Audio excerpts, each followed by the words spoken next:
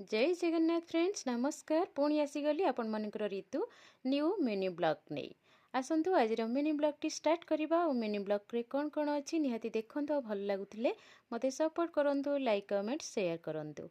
चलतु आज mini blog रे आपण मन को कौन देखा भल भाव देखी नियंतु ये फ्रेंड्स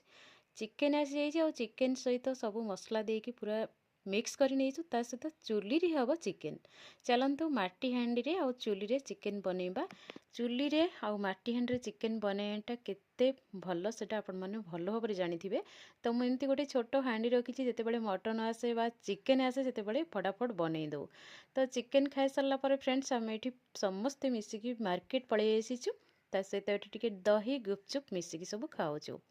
गुपचुप खाई सारा पर गुपचुप मजा नहीं सारा पर केते बढ़िया लगुच निहाती आपण माने जानिथिबे। तो गुपचुप खाइबार मजा गोटे नियारा थाए आ मो धन को तो गुपचुप बहुत ही बढ़िया लगे। ता सहित फ्रेंड्स देखंतु